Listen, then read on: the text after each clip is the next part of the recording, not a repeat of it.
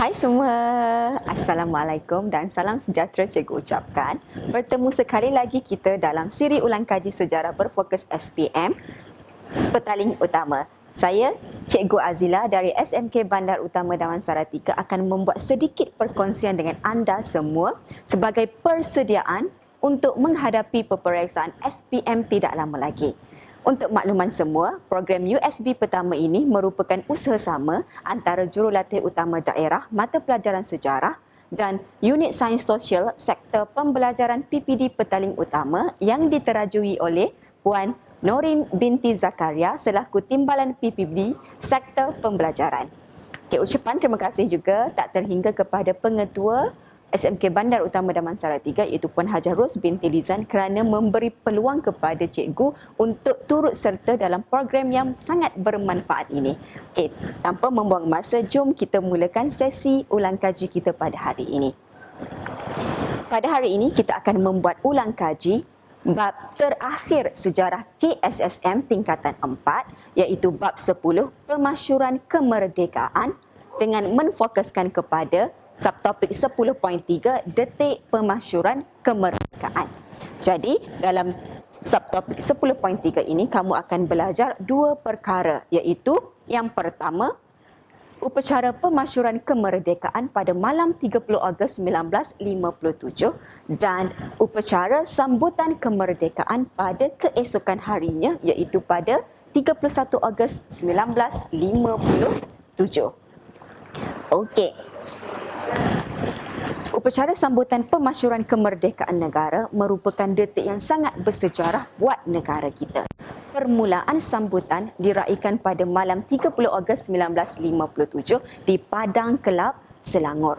Jadi menjelang tengah malam 30 Ogos 1957, jalan sekitar Bandar Kuala Lumpur dipenuhi dengan kenderaan di atas jalannya. Jadi pada malam tersebut banyak lampu-lampu telah pun dipasang di sekeliling jalan sebagai tanda sokongan kepada kita punya pemerintah dalam berusaha untuk mendapatkan kemerdekaan negara. Jadi pada malam itu suasana dia sangat meriah di mana kedai-kedai turut dibuka sehingga larut malam, menunjukkan tanda sokongan mereka. Jadi di sini kamu boleh lihat ya pada skrin yang cikgu paparkan gambar pada malam tersebut. Walaupun kita tidak berada di sana tetapi kita dapat lihat dan merasai sendiri saat ketika detik bersejarah negara kita. Okey?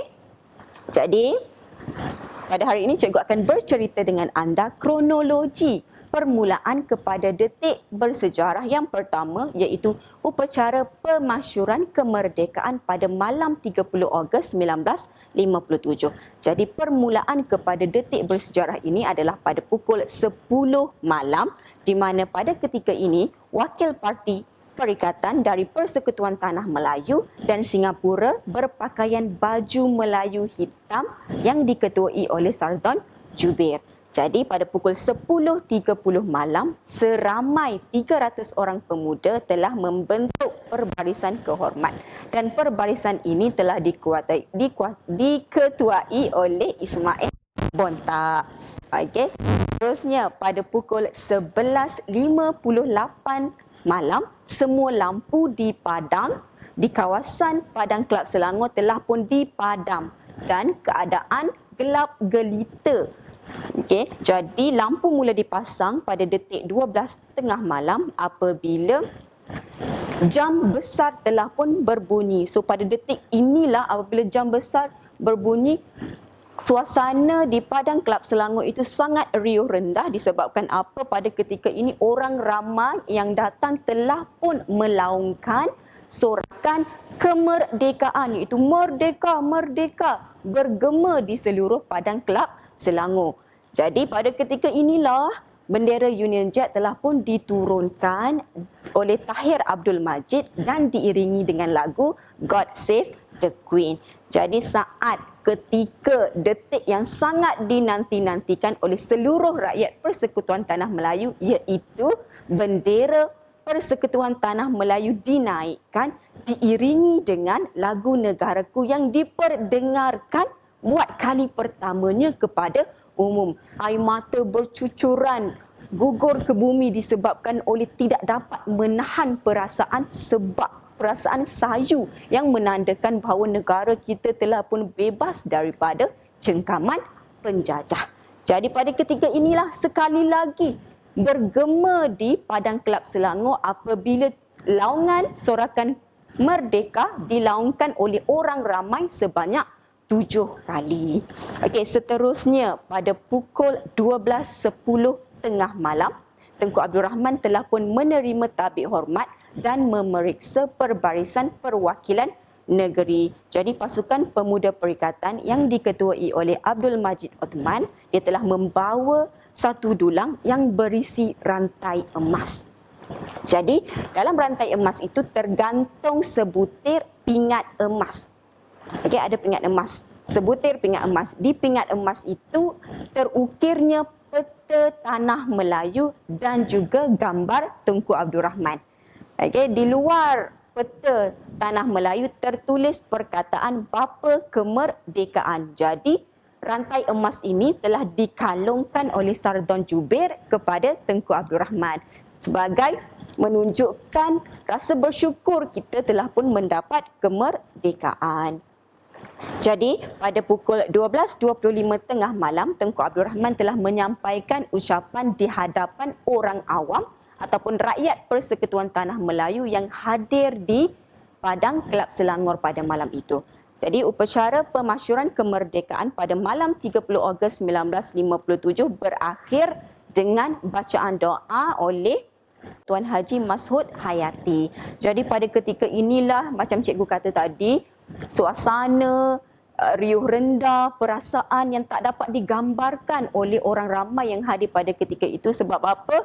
Kita memang tak boleh gambarkan perasaan mereka. Sebab apa? Mereka sangat sedih, gembira, tak terkata. Tetapi perasaan ini orang kata tidak berhenti sampai tengah malam itu saja apabila pada keesokan harinya ada detik sejarah yang kedua terakam dalam lensa sejarah negara kita, iaitu upacara sambutan kemerdekaan buat kali pertama bagi Persekutuan Tanah Melayu. Jadi jom kita hayati dan lihat bersama-sama peristiwa bersejarah di Stadium Merdeka.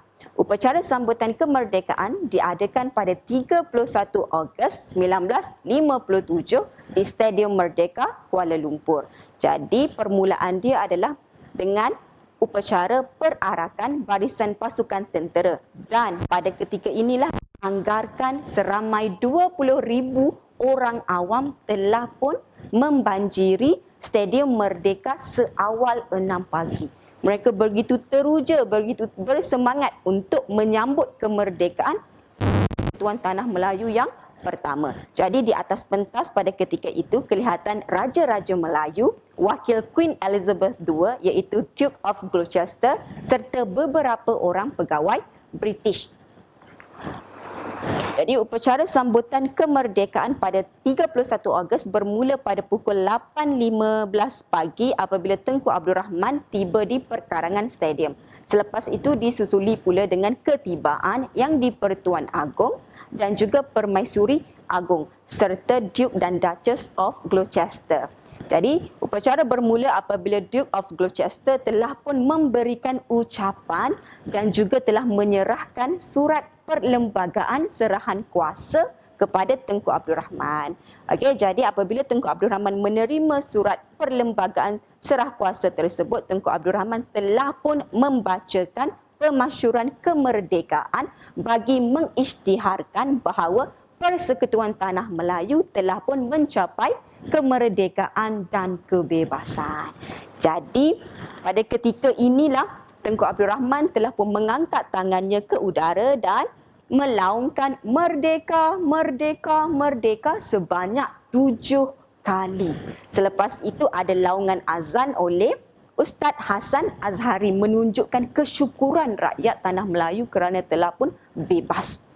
Okey, selepas itu bendera Persekutuan Tanah Melayu telah dinaikkan sekali lagi dan diiringi dengan lagu Negaraku sebagai simbolik kepada upacara sambutan kemerdekaan. Sebanyak 101 das tembakan telah pun dilepaskan.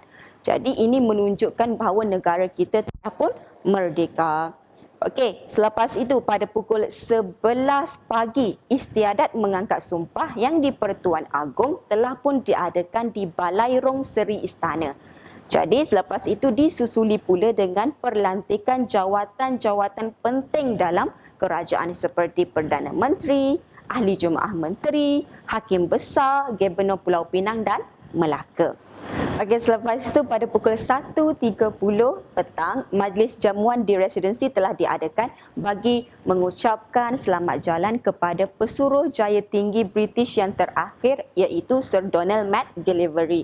Jadi Sir Donald McGillivray dan isteri dia telah berlepas dari lapangan terbang Kuala Lumpur ke England. Tetapi sebelum berlepas, beliau telah pun diberikan penghormatan dengan dihamparkan permaidani merah dan juga perbarisan kehormat Batalion keempat Askar Melayu iaitu pada pukul 5.25 petang. Jadi di situlah berakhirnya upacara sambutan kemerdekaan Tanah Melayu pada 31 Ogos 1957.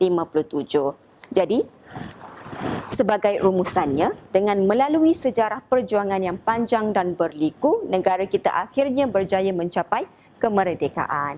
Jadi kemerdekaan yang sebelum ini diperjuangkan dengan pelbagai cara, akhirnya kita peroleh melalui rundingan. Oleh sebab itu, kita harus menghargai perjuangan yang dilakukan secara muafakat tanpa berlakunya sebarang pertumpahan darah.